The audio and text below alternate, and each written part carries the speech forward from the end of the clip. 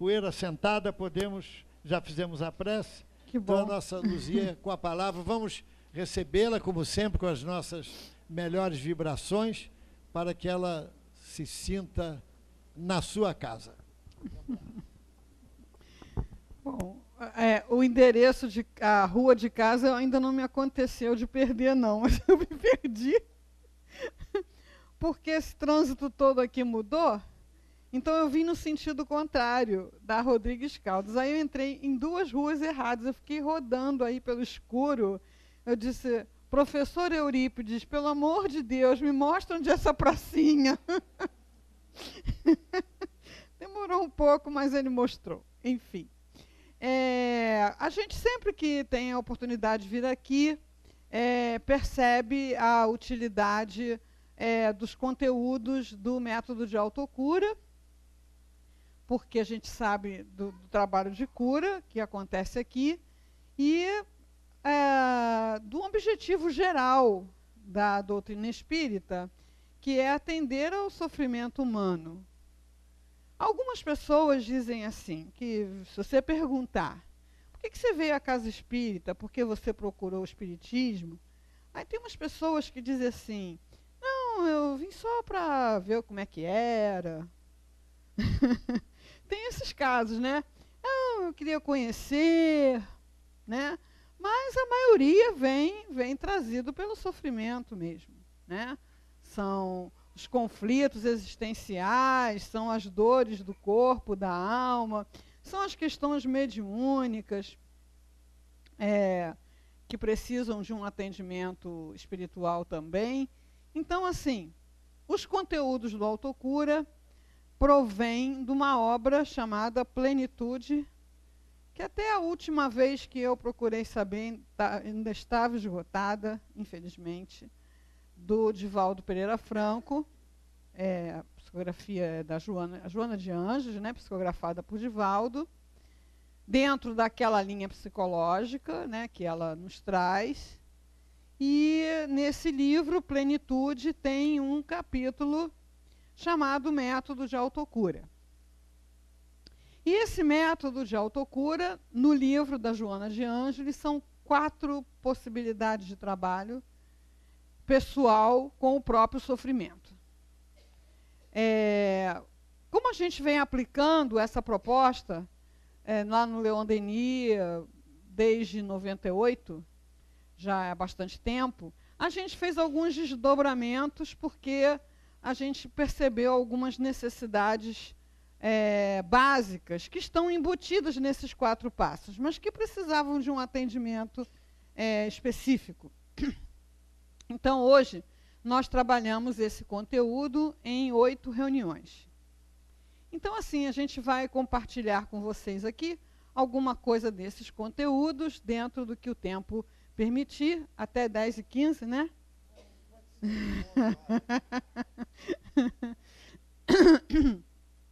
E eu tenho certeza que é uma coisa muito terapêutica, é terapêutico para mim, né? Por isso eu escolho, quando me dão o tema livre, eu escolho tocar nessas possibilidades. Tá me vindo assim uma intuição de começar de trás para frente. Deve ser porque o meu dia hoje está todo de cabeça para baixo. Perdão e auto-perdão. Nos 4 passos básicos, né, que estão no livro Plenitude, não tem esse passo específico, embora depois disso Divaldo já tenha feito seminário exclusivamente sobre perdão e auto-perdão, e a gente encontre salpicado na obra de Joana muita coisa sobre isso, com algumas advertências muito diretas. Por exemplo, não cultive consciência de culpa. E como espírita gosta de culpa, né? Qualquer coisa que lhe acontece, é porque em outra vida eu devo ter sido isso, eu devo ter sido aquilo, é porque eu fui isso, eu fui ladrão, eu fui não sei o quê. A gente tem o benefício do esquecimento justamente para não ficar fazendo essas relações, né? A encarnação é para a gente viver o dia, lidar com as questões do dia. A pessoa que se sente culpada, que cultiva uma culpa, ela naturalmente vai buscar o sofrimento.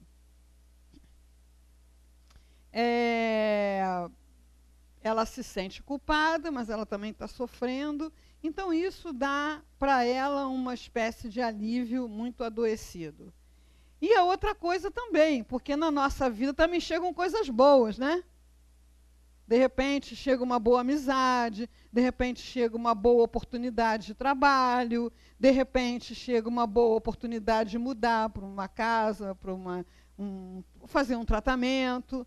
A pessoa que cultiva a culpa, ela vai boicotar todas as possibilidades de bem-estar, de felicidade que chegarem na vida dela. Então, assim, não existe saúde possível dentro do ambiente da culpa. Daí a importância da gente se perdoar. Extremamente importante que a gente se dê o benefício do auto-perdão. E também não há possibilidade de bem-estar, de saúde, no ambiente da mágoa, do ressentimento. Por isso é que Jesus falou que antes da gente pedir qualquer coisa, da gente oferecer qualquer coisa ao Senhor, que a gente se reconcilie com o inimigo, porque não existe possibilidade de entrar no santuário divino, que a gente pode usar como uma metáfora da saúde, do bem-estar, da felicidade, com ressentimento, com mágoa. Então, buscar auto-perdoar-se e buscar perdoar ao outro são medidas terapêuticas urgentes e indispensáveis. Não, são duas coisas incompatíveis, assim, né? Dá para a pessoa ter uma boa saúde do pulmão fumando? Não. Ou ela para de fumar, ou ela vai ter enfisema, ou ela vai ter câncer, ou ela vai ter alguma coisa, né? Ah, mas a minha tia fumou até os 90. Bom, tem esses casos, né? Mas aí tinha doença de outra coisa, tinha outra coisa. Então, a saúde passa pelo auto-perdão e pelo perdão do outro. Percebe-se que a pessoa perfeccionista, quer dizer, aquela pessoa que é muito exigente em relação a si mesma, se ela esquece uma luz acesa, se ela esquece de pagar uma conta, se ela esquece a chave do lado de fora da porta, aposto que ninguém aqui nunca fez isso, né? Esquece a chave do lado de fora da porta. É um trabalhão para o anjo da guarda, né? Chega atrasado. Coisas que acontecem, né? Porque nós erramos. O perfeccionista, ele fica extremamente incomodado, ele não consegue aceitar como é que ele conseguiu, como é que ele teve aquela falha, como é que ele pôde errar o sal da comida, como é que ele pôde esquecer a luz acesa. Esse é o que tem mais dificuldade de perdoar o outro, porque ele, como é intolerante consigo mesmo, ele é intolerante com o outro. A pessoa que se sente assim, ela está na contramão da pedagogia divina. Então, qual é a pedagogia divina? A pedagogia divina é que a gente aprenda com os erros. Às vezes, logo que a gente começa a estudar a doutrina espírita, a gente fica assim, né? Até Kardec fez essa pergunta. Mas por que Deus não fez logo todo mundo perfeito, né?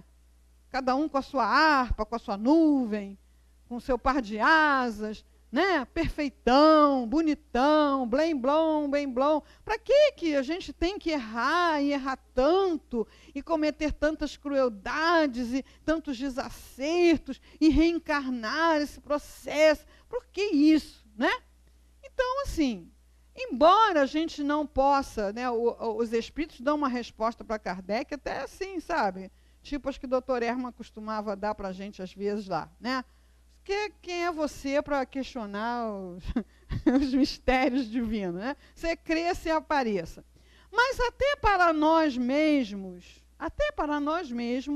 quando a pessoa tem um benefício qualquer, sem ter o mérito para esse benefício, alguma coisa em nós se incomoda com isso. Porque nós somos partes de Deus, né? Nós somos centelhas divinas. Então, Deus está tanto em nós, que mesmo nós aqui sofrendo as situações da vida material, da reencarnação, ou mesmo das situações espirituais, não soa bem aos nossos ouvidos a pessoa desfrutar de um bem qualquer que ela não fez por merecer. Então, a pedagogia divina é a pedagogia do mérito. Então, Deus, de alguma forma, que ainda nós estamos muito longe de compreender na sua plenitude, propõe que nós sejamos os artífices da nossa felicidade. Quando nós colocamos a criança na escola, você coloca a sua criança na escola com a expectativa de que ela vai tirar 10 em tudo? Nem sei, hoje em dia não é mais 10 não, né? A, B, C, D, E, F, G, H, sei lá, né? Enfim, que ela vai acertar todas as questões, vai ser bem comportada, não vai puxar nunca o cabelo do coleguinha, não vai nunca aparecer em casa com uma borracha que não é dela. Enfim, a criança vai entrar na escola e vai passar por aquilo, né? Não. Você vai botar a criança na escola, você sabe que vai ter uma matéria que ela vai ter mais facilidade, com a outra nem tanto. Você sabe que ela vai ter um mau comportamento aqui e acolá, que vai demandar um processo educativo. Uns dão muito mais trabalho, outros dão menos. E o que a gente faz com a criança que não acertou tudo na prova, em todas as provas? O que a gente faz com ela?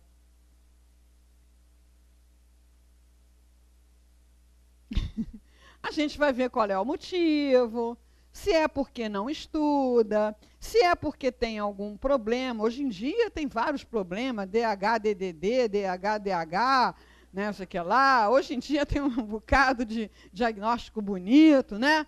A gente vai ver se a pessoa tem algum problema, a gente vai ver se a pessoa é realmente preguiçosa.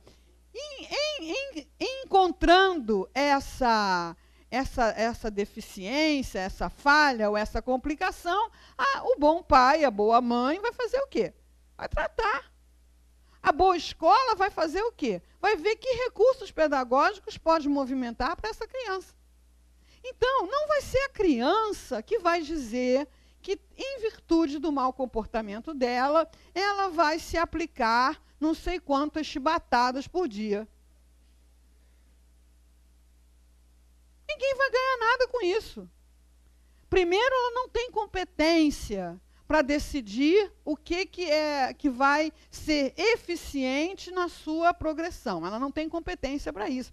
Então, isso é decidido lá pelos professores, pelos diretores, lá no conselho de classe. A criança não vai lá dizer o que ela tem que sofrer para poder se redimir daquele erro. Até hoje eu tenho o som da vozinha da minha mãe, assim, no meu ouvido, né? Quando estavam as mães conversando sobre os problemas dos filhos. Quando vocês estiverem conversando sobre os problemas dos filhos, se eles estiverem perto, vocês estão prestando atenção, viu? Podem estar certos. E não vão esquecer o que ouviram, né? Então tem aquela voz. Então, o problema da Luzia Helena quem tem 2 nomes, a mãe é a única pessoa que chama pelos 2 nomes, né? Porque a Luzia Helena é distraída, essa querida.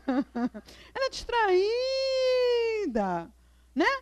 Então, o que faziam com a minha distração?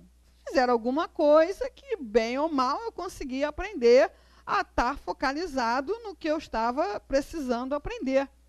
Então, não somos nós quem temos que nos impor sofrimentos em virtude dos nossos erros, pelo simples fato de que nós somos alunos da escola da vida e nós não temos competência para isso. Então, se uma mulher que se sente culpada porque cometeu um aborto, 2 abortos, sei lá quantos abortos, ela mergulhar nessa consciência de culpa e por mecanismos que hoje vão sendo vão aflorando, vão sendo esclarecidos pelos neurotransmissores, etc. Ela vier a desenvolver um câncer de útero, sentir muitas dores, até vir a desencarnar por aquele câncer de útero. Mas ela não resolveu, ela não aprendeu o porquê que ela fez aqueles abortos. Foi falta de coragem moral. Então, o que ela precisa não é ter câncer, o que ela precisa é ter coragem moral. É aprender a escolher melhor por que naquela situação, na sua fragilidade, ela fez essas escolhas. Então, esse incômodo que a gente sente quando a gente erra é para que a gente saia em busca do que é que a gente tem que aprender. O Luiz Antônio Mileco dizia que a culpa ou o remorso é um excelente despertador, mas é um mau companheiro. Se a gente tem um despertador que toca a hora que a gente precisa acordar, e o meu funcionamento é continuar deitado ouvindo aquele despertador o dia inteiro, não vai acontecer nada. Também não vai acontecer nada de bom se eu vou lá, desligo e continuo dormindo. Então, o despertador tocou, é para eu acordar. Então, os nossos erros, eles estão tocando o despertador nos nossos espíritos, nas nossas memórias, e vão continuar tocando até que a gente aprenda aquilo que a gente não sabia ou não era capaz no momento do erro. Então quer dizer que fica por isso mesmo? Não fica por isso mesmo, não. Você vai aprender e, como aluno, você vai fazer prova. Só que quem vai dar a prova não é você. As desarmonias que nós provocamos na ordem cósmica, elas são reharmonizadas, sim, pela nossa disposição de entrar em harmonia com a lei e pelos próprios mecanismos da lei, dos quais a gente mal está começando o beabá. Então, tem espíritos, nossos guias, nossos amigos espirituais, gente do alto escalão, que vai cuidar de reharmonizar aquela desarmonia. Se eu tiver aprendido, eu vou fazer prova e vou passar. Nessa questão do aborto, por exemplo, tem um caso que para mim foi muito marcante, né, de uma companheira, já de 40 anos, que tinha um filho adolescente de 14 anos, mais ou menos, e ela engravidou num momento totalmente inconveniente dentro da história desse casamento. Ela engravidou. Já foi um problema a notícia da gravidez. Quando ela foi fazer aquela ultrassonografia, que mede a translucência nucal, com 12 semanas, descobriu que o bebê teria síndrome de Down. O próprio médico que fez a ultrassonografia se ofereceu para interromper a gestação. Ela não tomou essa decisão ali na hora, levou o caso para a família e a família foi unânime em decidir pela interrupção da gestação. E ela relutando por ser espírita, por tudo isso que a gente vai aprendendo e vai consolidando, mas também tinha momentos em que ela ficava assustada diante da situação. Resolveram fazer uma reunião de família e convocaram um menino de 14 anos para participar. E aí falaram lá a situação, qual era, que decisão que iam tomar, falaram. Aí, uma hora, o menino de 14 anos parou e disse assim: vem cá, essa reunião é para decidir se vamos matar o meu irmão? Acabou. Acabou. Simples assim. Então, esse espírito, naquele corpo de 14 anos, ele trouxe esse aprendizado consolidado. Ele não era uma criatura que Deus fez diferente, não. Ele trouxe esse aprendizado que foi consolidado com os próprios erros. E ali foi a hora da prova. E ele passou. Passou e ainda ajudou toda a família a não entrar no mesmo erro. Então, não foi com essa família que ele aprendeu isso.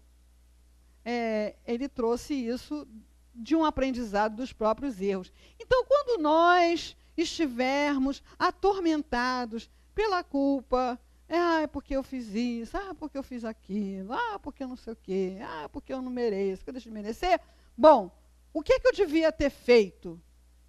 Eu devia ter resistido. E por que eu não resisti? Eu não resisti por isso, por aquilo. Esse por isso, por aquilo é que você tem que aprender. É só isso.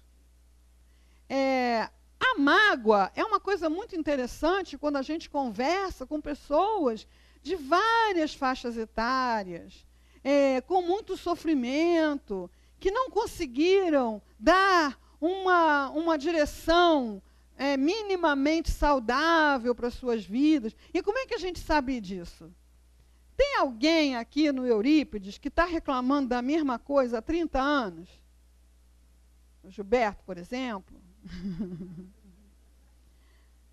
A pessoa que está reclamando da mesma coisa há 30 anos e não consegue enxergar outra possibilidade, não consegue criar outra situação, a felicidade dela é sempre impedida pelos outros, uma perseguição espiritual. Eu sei que a pessoa está 20 anos, 30 anos, 40 anos, desencarna, a gente sabe, vai para o mundo espiritual, arriscada a ficar naquela situação de ovoide, né? Quando a gente vê lá em André Luiz, que ele se aproxima daqueles espíritos que não têm condição nem de manter a forma perispiritual, eles estão ali fixados numa monoideia, né? Uma ideia única. Então, uma pessoa há 30 anos, o problema dela é o mesmo, a reclamação é a mesma, a insatisfação é a mesma.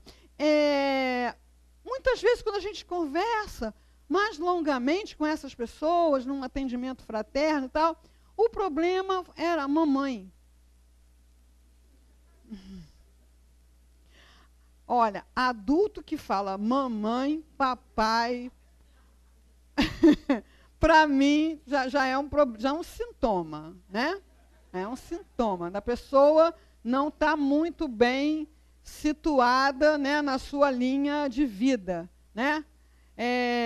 Hoje em dia as pessoas estão vivendo mais, então hoje em dia as pessoas estão tendo pai e mãe, mesmo aos 60 anos, às vezes até mais, mas é pai e mãe, não é papai e mamãe, né?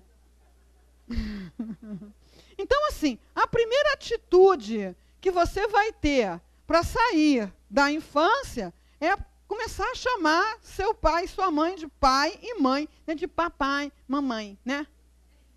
Mamãe está com Alzheimer. Mamãe faz isso, faz aquilo, e ela faz de propósito para me irritar. Porque mamãe sempre foi assim. Também papai não dava atenção a ela, então mamãe descontava na gente. Aí você vê uma pessoa, né, de 60 anos falando desse jeito.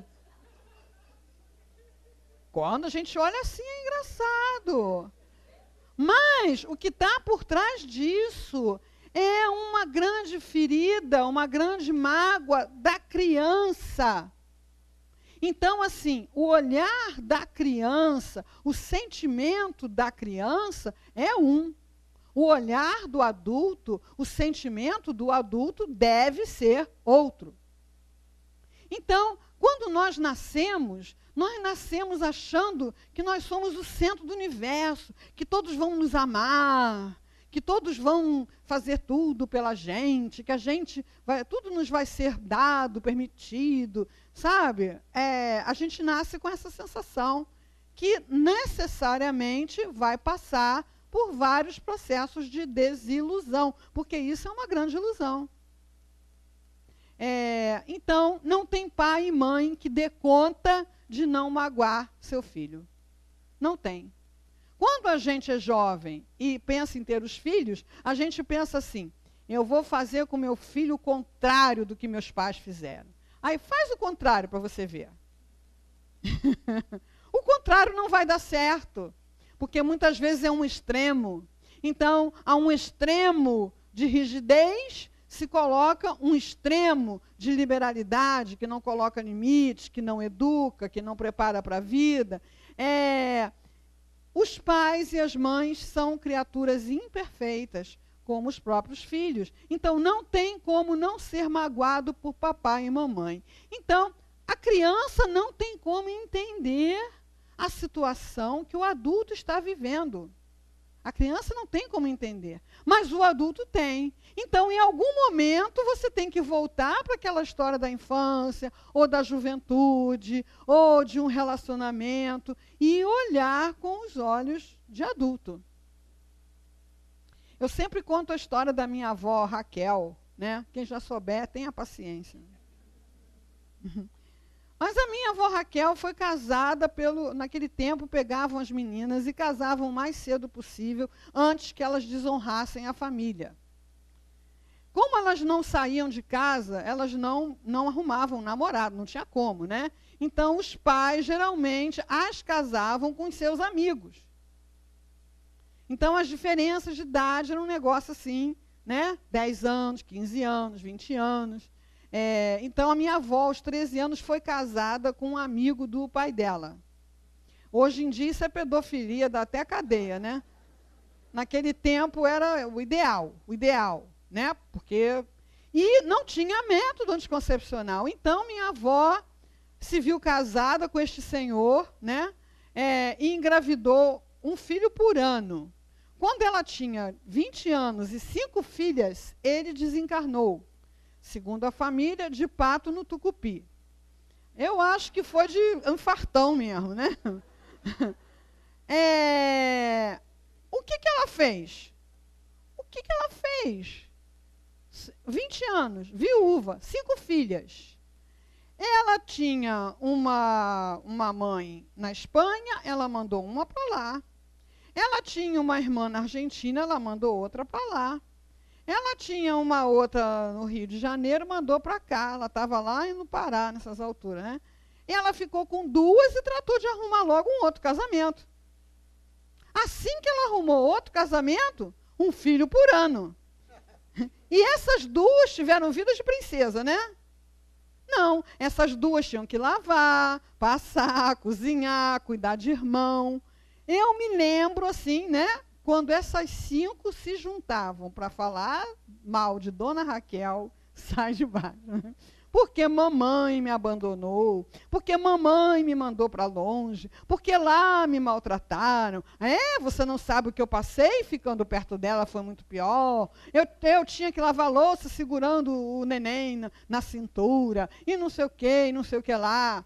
Então, a criança, olhando para isso, ela não entende nada, ela sofre muito, ela não tem como entender. Ela nasceu para ser, né, amada, para ser cuidada, para ganhar beijinho, né, lacinho de fita, e passa por isso, dói, fere, machuca, mas depois que a criatura está adulta, ela pode olhar para essa situação e perdoa a Dona Raquel, porque ela não tinha alternativa.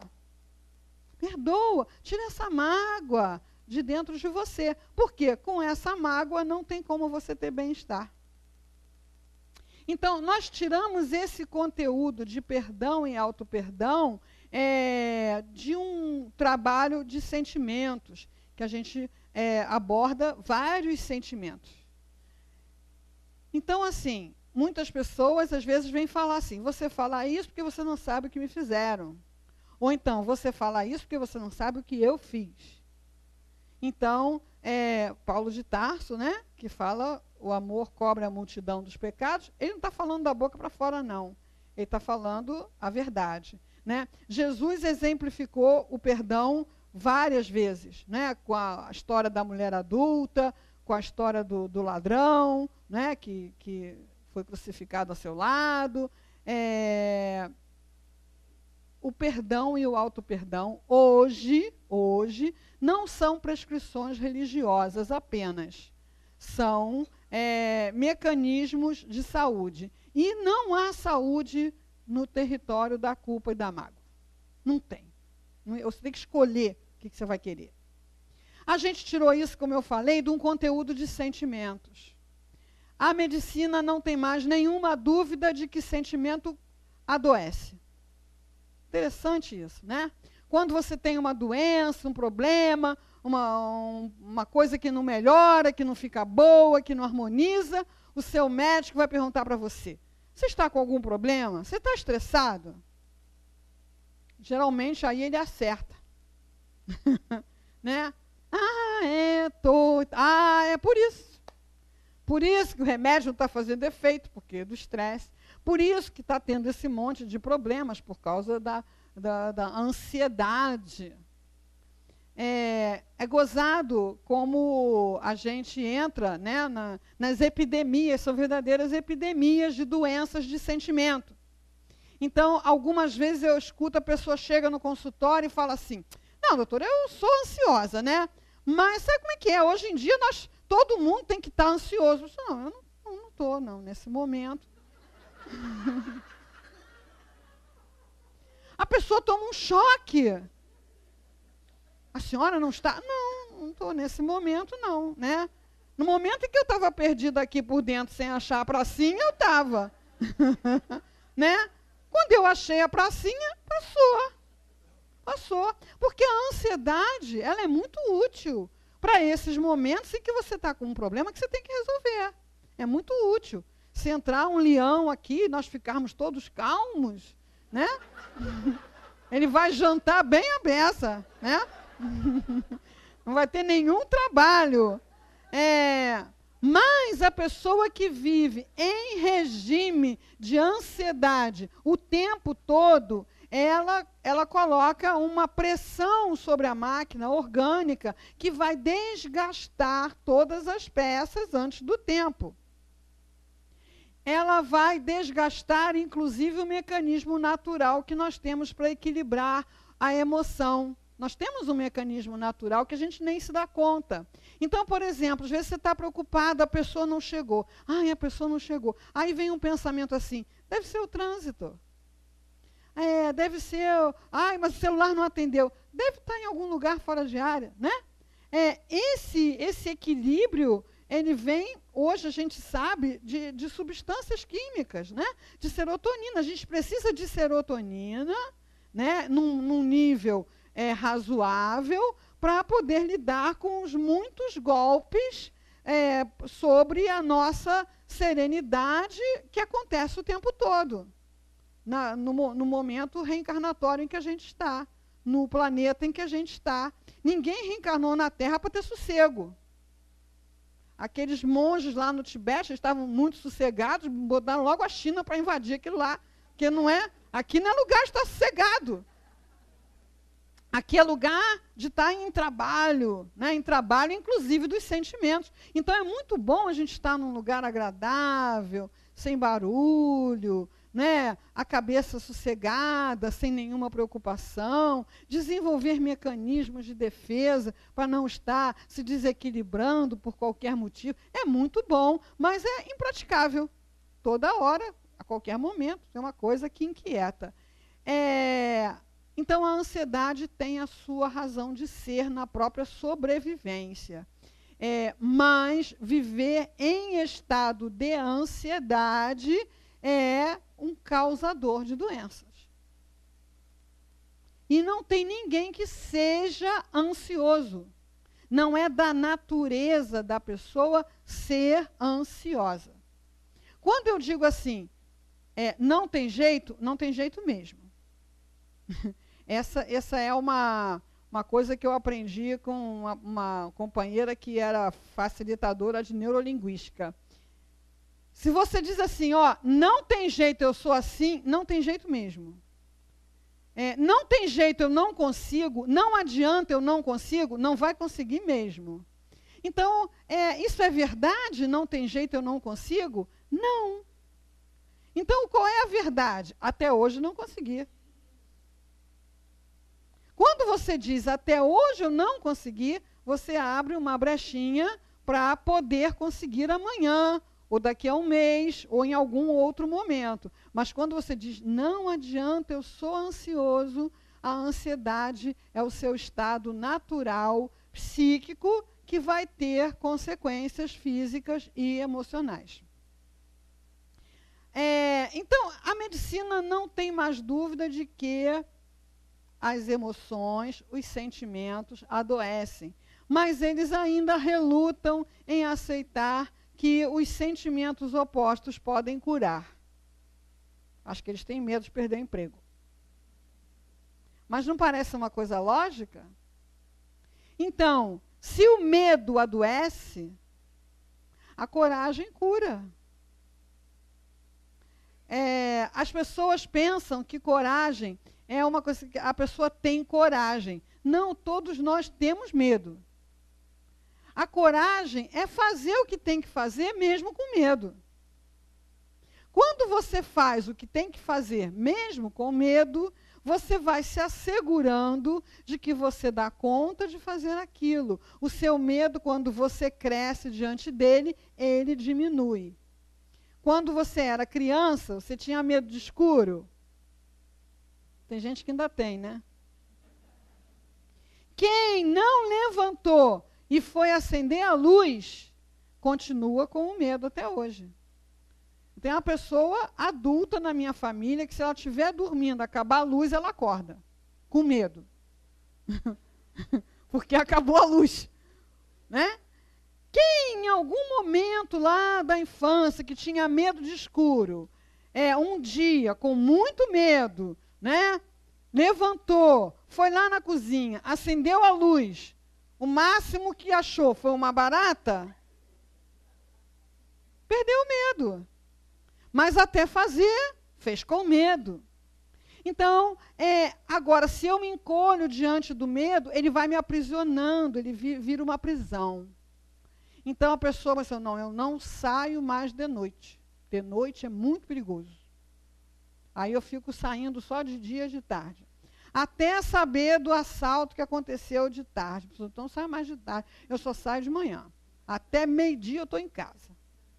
Até saber que alguém foi assaltado de manhã também. Bom, então eu não saio mais de ônibus em hora nenhuma, eu só saio de carro.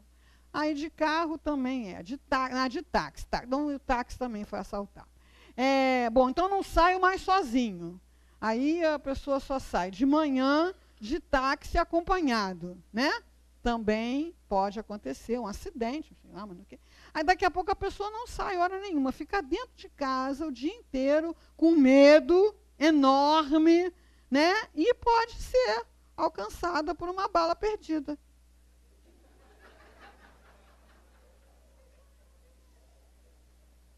Porque existe, o medo é para nos proteger daquilo que nós podemos efetivamente mudar, transformar. O medo é para nos proteger disso, né? Mas tem toda uma grande gama de situações que a gente não tem como se proteger. Não tem. Então, a gente tem que viver a vida. O medo vem, mas a gente faz com ele assim mesmo. E aí ele vai diminuindo. Eu comecei a fazer viagens de avião, assim, recentemente na minha vida, né? Então, a minha primeira reação foi dizer, não posso, não tenho compromisso. Né? Aí depois eu fiquei pensando, caramba, quanta coisa eu vou deixar de ver, de conhecer, porque eu estou com medo de avião.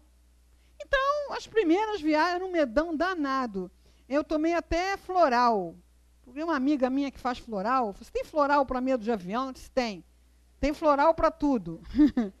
E aí ela me fez um floral que tinha uma flor do Alasca com um nome em inglês que quer dizer, o universo cuida dos detalhes. E eu tomei o universo cuida dos detalhes durante 4 meses. Gente, floral é um negócio impressionante. Porque os remédios da alopatia é assim, está doendo, você toma passador. Esse negócio funciona, né? Mas floral não é assim, não. Ele vai fazendo umas mudanças e você não percebe. Eu sei que o dia que eu entrei no avião, avião é um negócio que sobe, voa e desce. É uma coisa extraordinária para quem nunca viaja, mas tem gente que vive disso, ali dentro do avião, né? A gente faz uma viagem, né? Desce do avião, ai, graças a Deus. Aquele pessoal todo entra no avião, sobe de novo, né? E desce lá do outro lado, depois sobe de novo e desce. Eu vi uma foto de satélite mostrando os aviõezinhos voando. Gente, um negócio parece um monte de mosquitinho. Caiu o avião da Malásia. Caiu. Mas quantos, né, estão voando? E quantos carros bateram? E quantos ônibus caíram da ribanceira? E quantos... Alguma coisa acontece nesse nosso mundo que a gente precisa desencarnar, né? Então, o medo paralisa, a coragem liberta. Então, nós temos medo de nos relacionarmos, ficamos prisioneiros da solidão. Porque alguém me magoou, porque alguém não correspondeu ao meu sentimento, então eu me fecho, fico prisioneiro da solidão. Eu tenho medo da doença, não desfruto da saúde. A pessoa com medo de doença, ela tem os funcionamentos assim meio opostos. Tem aquele que todo dia quer fazer ressonância magnética do corpo inteiro. Que palpa todos os gânglios, né? Que abaixa o olho para ver se está anêmico, né? Que olha os dejetos, eu acho que está com sangue, não sei o quê. Tem gente que vive assim. A pessoa está saudável, vivendo como doente. A pessoa está saudável, indo a médico, fazendo um monte de exame e tomando remédio para quê? Para ansiedade. Porque o médico olha aqueles exames, não dão nada, isso tudo que eu estou sentindo é o quê? Ansiedade, minha filha. Tome isso aqui, né, esse negocinho, bilhetinho azul aqui, você vai ficar ótimo, né? E tem aquela pessoa que tem o funcionamento avestruz. Quem procura, acha.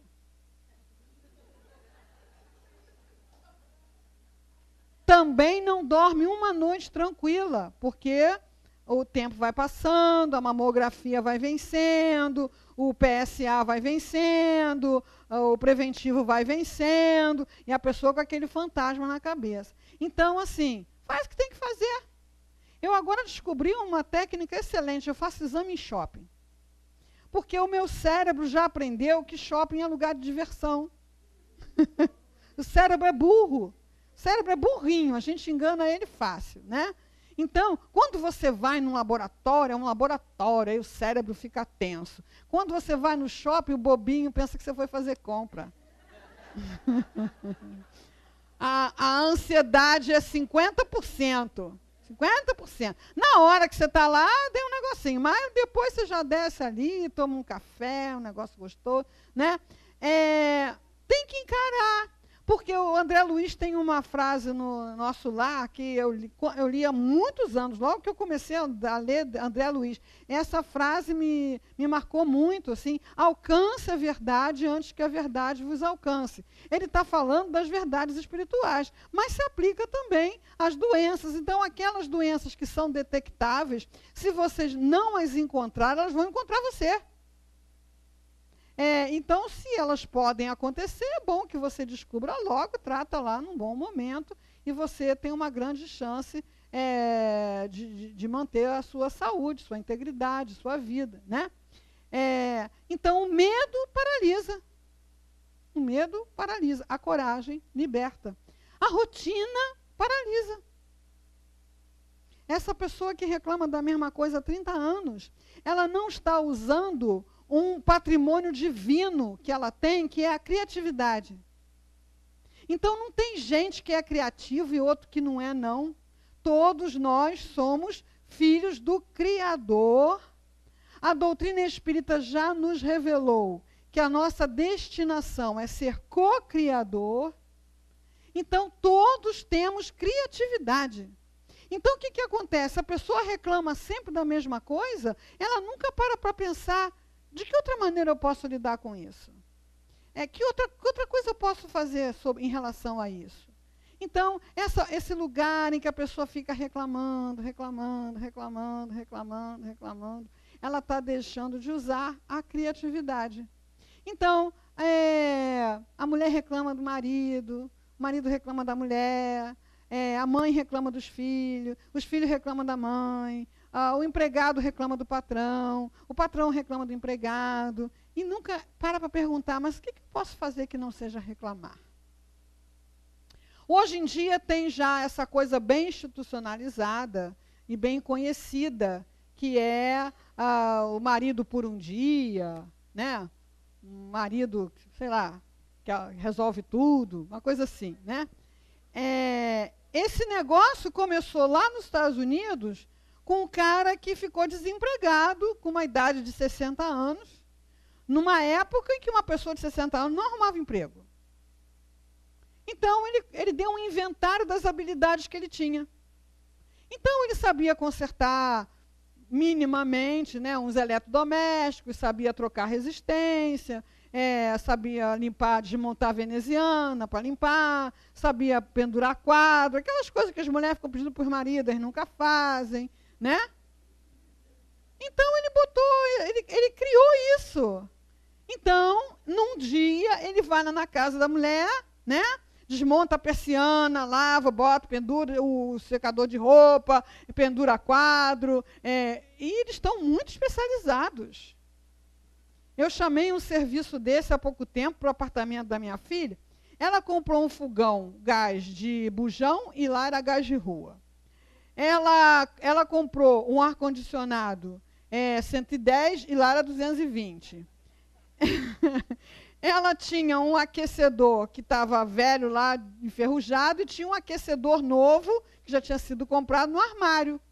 Gente, o homem foi lá, em 3 horas, ele mudou o fogão, ele instalou o ar-condicionado e o aquecedor. Olha que espetáculo. Espetáculo, né? Então, mas isso começou com um cara que não entrou naquele coro de lamentação, trabalhei minha vida inteira para nada, ninguém me dá valor, não arrumo emprego, as contas estão aumentando e eu não consigo pagar. O cara saiu daquilo e se perguntou, o que eu posso fazer que não seja isso? Então, a criatividade é a solução para essas coisas do dia a dia, desse dia a dia que se repete e adoece. E adoece. E adoece, às vezes, seriamente. Assim como a criatividade também faz coisas fantásticas que nos surpreendem. A meditação, que é parar para se ouvir, parar para conversar consigo mesmo. A gente é tão insuportável para si mesmo, depois a gente reclama que os outros não nos suportam. Se você chega no carro, você liga logo o rádio? Você chega em casa, você liga logo a televisão, a Rádio de Janeiro e mais o computador? Você não aguenta ficar com seus pensamentos, você não aguenta ficar com você, né? Se está no metrô, o negócio enfiado no ouvido, vindo. Já teve uns otorrinos que fizeram uma previsão aí de que vai ter uma geração aí de pessoas surdas aos 40 anos. Surdas, né? Por causa daquele negócio enfiado no ouvido. Então, não tem mais nenhum momento onde a pessoa possa se ouvir. Ela não quer se ouvir. Depois ela reclama que o outro não a quer ouvir, porque se nem ela aguenta. A meditação é uma hora para a gente se ouvir. A gente sabe o nosso nome que a gente está usando, né, nessa encarnação. Ô, Luzia, como é que você está? Como é que você está se sentindo? Quais são as suas necessidades? Quais são os seus sonhos? O que você está planejando? Se escutar. Poder silenciar um pouco esse grande barulho que acontece na nossa cabeça. E é por esse pequeno silêncio que a gente conseguir criar que vem as intuições, que vem as inspirações, em que os amigos espirituais estão querendo falar com a gente o tempo todo. E a gente tem a impressão de que está sozinho, de que ninguém fala com a gente, né? Sabe aquelas festas que botam um som bem alto e você na mesa não consegue conversar com a pessoa que está do seu lado? Como é que vai? Eu vou bem. Né? Porque aquele som, né, alto demais. Então, a nossa cabeça é uma barulhada de pensamentos. Então, os amigos espirituais estão ali, com uma ideia muito boa para te dar, com uma sugestão muito boa para te dar, com uma palavra de conforto para te dar, mas você não faz silêncio para escutar. Você está sempre em tumulto, você está sempre com uma barulhada na sua cabeça. Então, assim, o sentimento que me adoece, ele está me dizendo qual é o remédio. Assim como o símbolo da medicina, né? é a serpente, né? Porque a cura é o soro feito do próprio veneno da serpente. Então, aquele sentimento que está me adoecendo, solidão, mágoa, culpa, problema repetitivo, falta de objetivo existencial, solidão, ali mesmo já está me dizendo qual é o remédio.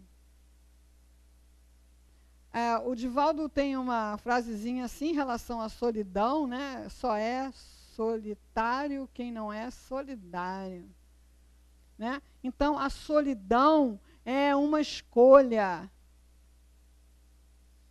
A pessoa quer ser amado por aquele ali, ou por aqueles ali. Aquele ou aqueles ali não querem amá-lo, não querem estar com ele, então o resto do mundo não existe, né? Não existe o centro espírita Eurípides cheio de frentes de trabalho, não existe lá a Dona Meca, não existe assistido de rua, não existe ninguém. Eu só quero amar aqueles dois ali. E aqueles dois ali ou não podem ou não querem. Se você faz uma visita a um lar, né, que muitas vezes não é lar, coisa nenhuma, é depósito, né, de idosos, poxa, se você quiser cantar lá, eles vão gostar pra caramba, né? Se você quiser cantar na sua casa, você cala a boca. Se você quiser contar uma história, né, para as crianças lá do orfanato, você for legal para contar a história, elas vão querer ouvir. Agora, você vai contar a história para o seu neto, vai perguntar para você, o que você me trouxe? Né? Então, a gente vai se aprisionando nesse exclusivismo. Então, a gente tem que se abrir, porque nós estamos em processo de aprendizado, de amar até o inimigo. E o que é inimigo? Não é necessariamente aquele que quer me matar, ou aquele que... Não, às vezes é só o diferente. Então, eu não gosto de gente que vai no baile funk, suporto. Não, você pode não gostar de funk, mas o pessoal que vai no baile funk você tem que amar. Não suporto tatuagem, por exemplo, né? Quando eu, Gilberto, Gilson, a gente era novo, o negócio de tatuagem era uma coisa horrorosa. Era coisa de estivador. Tinha assim, né? Aquele coração de mãe, né? Aquela mulher com a flecha, a cobra, era uma coisa assim de marginal, era um negócio que, sabe, colocava a pessoa mesmo muito desqualificada. Então, eu tenho muita dificuldade de amar uma pessoa porque usa tatuagem. Você para com isso, a pessoa usa tatuagem daí. Né? É uma coisa de moda, é uma coisa de época, é uma coisa de tempo. Eu não preciso gostar de tatuagem, mas eu preciso amar a pessoa que usa tatuagem. Aliás, gostar é gosto. Gostar é sabor. Né? É engraçado como a gente gosta de uma porção de gente que a gente não ama e como a gente não gosta de certas pessoas que a gente ama. A gente ama, mas não gosta, por isso que a gente quer mudar ele, quer que ele seja como a gente gosta. Né? A gente não gosta da pessoa, né? A pessoa faz umas coisas que você não gosta, você ama a pessoa, né? Porque gosto é gosto, é outro departamento. Então, a gente precisa estar com o coração aberto, coração fechado, recebe amor, mas não doa. Então, aonde tem fluxo, tem saúde. Tem renovação, tem fluxo, tem saúde. Então, o sangue está circulando, os tecidos estão saudáveis. Parou de circular, infartou, teve derrame, teve gangrena, em doença. Aonde a água circula, você tem água limpa, essa natureza bonita, florzinha, borboleta. Aonde a água fica retida, ela acontece às vezes ali na lagoa, né? Rodrigo de Freitas, acaba o oxigênio, morre tudo, dá mau cheiro. Então, o amor precisa circular. Então, nós recebemos amor de formas infinitas, todos os dias, né? O sol que nasce, a gente acha que ele não faz mais do que obrigação de nascer, né? O pãozinho, você come um pãozinho no café da manhã, você pensa que aquele pãozinho brotou ali na padaria, né? Não, gente, alguém teve que plantar o trigo, teve que cultivar aquela lavoura, colher aquele trigo, mandar para o moinho, teve que ser moído, transformado em farinha, levado para o centro, em algum lugar, alguém fez a massa. Aí você come aquele pãozinho. Pãozinho. Né? Gente, olha, você vê um programa de Globo Rural, eu fico comovido com o esforço daquelas pessoas que cultivam laranjal. O meu laranjal está com essa doença, como é que eu trato? A minha plantação de mamão não está produzindo, o que eu faço? Aí vai o cara que vai, é porque tem essa praguinha aqui, aí você tem que usar isso, usar aquilo, né? E a gente não tem a menor gratidão pelos alimentos, né? É uma coisa tão sagrada a alimentação, né? Quer dizer, a natureza está nos nutrindo. É alguém que ainda tem paciência de nos ouvir. É alguém que ainda consegue nos dar uma palavra de bom ânimo. É um remédio que a gente amaldiçoa. Eu tenho que tomar todo dia esta porcaria. Pois se não fosse essa porcaria, você estava morto. Né?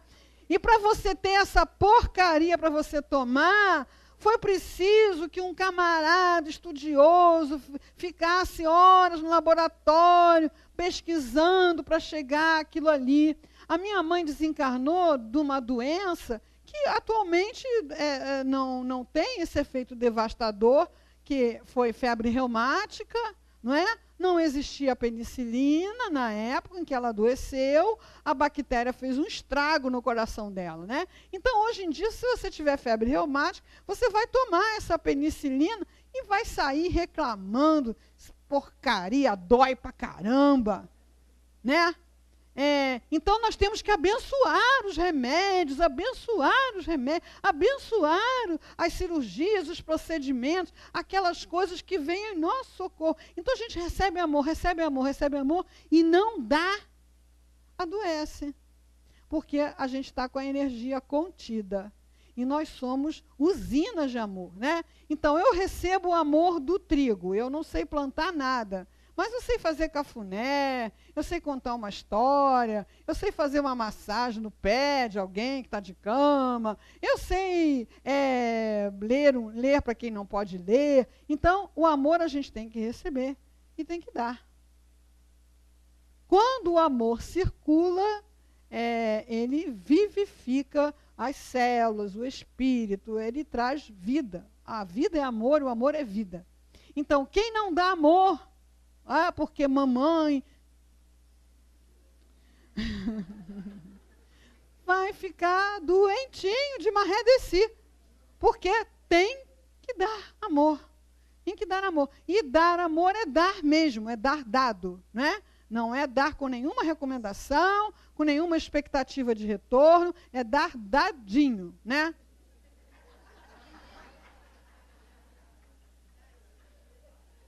Eu tinha uma pessoa que trabalhava na minha casa e a gente sempre tem aquelas roupas, né? Para encerrar. Aquelas roupas que a gente não quer mais e tal, e aí ela separava. Não, porque é coisa boa, eu só dou para quem cuida.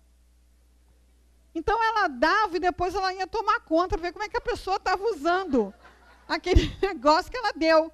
Não vou dar coisa boa para quem não cuida. Né? Você está dando, a pessoa vai cuidar ou não cuidar, fazer o que bem. Então, eu dei, nem me agradeceu. Eu ligo sempre no aniversário dela, nunca liga no meu. Essas coisas, né? Essas coisas adoecem. Parece que é coisa boba, mas adoece, né? Então, assim, esse trabalho a gente faz lá agora na Obra Social Antônio de Aquino, porque a gente está afiliado ao Departamento de Saúde, segunda-feira lá na Sulacap, na Marechal Malé 154. Segunda-feira que vem a gente começa outro módulo às 8 horas da manhã. Tem palestra, tem grupinho terapêutico, tem vivência, para quem quiser ir, para quem quiser indicar para alguém, tá bom? E muito obrigada pela paciência de vocês, de me esperarem, me aguentarem, essa coisa toda. Beijo no coração.